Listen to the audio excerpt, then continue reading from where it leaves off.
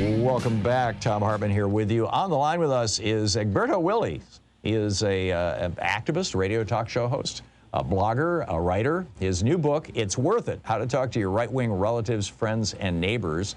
EgbertoWillies.com is his blog. Politics Done Right is the name of his show, and politicsdoneright.com is the website for that. You can tweet him at Egberto Willies. Egberto, welcome back to the program. It's been a while since we've talked. On the air, anyway. You and I talked on the phone on Sunday. I'm curious your thoughts on this question that I'm laying out, that, you know, America at its birth made two declarations. One, that we can govern ourselves democratically. The second, that all people are created equal and should have equality under the law. That second one, we've never really, until 1965, we really didn't do anything to embrace. I'm curious your thoughts on the possibility of America rising above being basically a white-run ethno-state. You know, I love the way that you started it, Tom, because the way you brought it in earlier on, you said we've accomplished the first part. How do we accomplish the second part? And I think what's interesting about that is when the Declaration of Independence and the Constitution was written, I think they really meant what they said, right? All people are created equal. All that good stuff sounded right, but that didn't mean they didn't consider the natives people. They didn't consider black people. Right. They deep in their hearts, there was something that didn't make those people people. So they were living to their creed. They just hadn't really considered the others real people. So what I really think is that you have to start building not on sand but on rock. That's the kind of things that I learned when I was younger. So what I really think is that if you get all people to realize that all people are people, I think it is easier then to have all those tenets realized. So I think that is where I think that is our biggest task, and I think we've accomplished a lot of that, but there's a whole lot more to really let people believe that that is the reality. And that's substantial. I mean, because while there is this debate, it's not even a debate.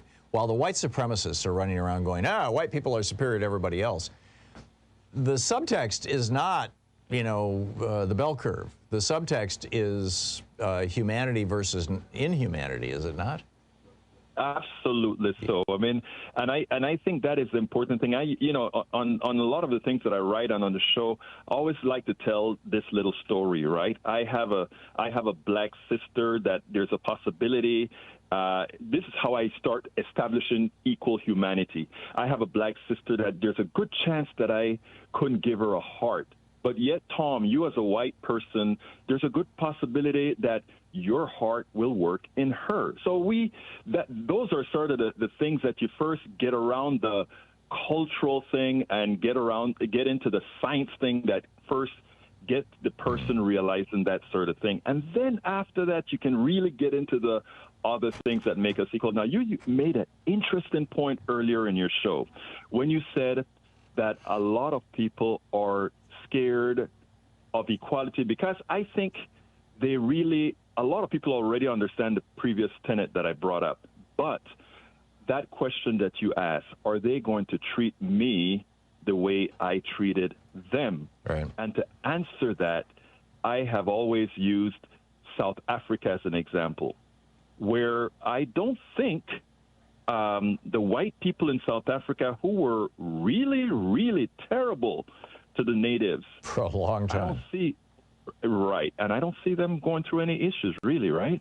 Not in a big way. I mean, there was some land redistribution that some of them are upset about, but yeah, I think South Africa has although it's still struggling as a democracy, and I think the major struggle in South Africa is because when they wrote their constitution, IBM offered them some lawyers to help them out, and they wrote into their constitution that corporations are people. So they're dealing with an oligarchy problem in South Africa. But it's not a racial one, it's a multinational corporate one. Egberto Willies, we have a little less than a minute left. Your thoughts on how we best bring about this vision in America? Well, I think the most important thing is that we don't lose hope. I don't want us to lose hope. I want people to start thinking, hey, we can accomplish this, because you know what, Thom, if you take a look throughout the country, things are not as bad as you see on TV. I speak to many of my Trump voters in this very red area where I live, and I tell you what, these people are people. And the truth of the matter is, when you speak to them on an individual basis, you find that there's a whole lot more in common. And I know that's a cliche, but guess what? That cliche is true. So I have a lot of hope. And with the work that you are doing and many others are doing by examining these issues, I think it really makes sense. And you can check out Egberto's conversations like that over at politicsdoneright.com or egbertowillies.com. Egberto Willies, thanks so much for dropping by. It's great talking with you. My pleasure, my friend. Have a great day. Thank you. You too. We spend a lot of time deconstructing the news, trying to parse it into a form that everybody can understand. We try to find those little nitpicks where it flies above the fray, etc.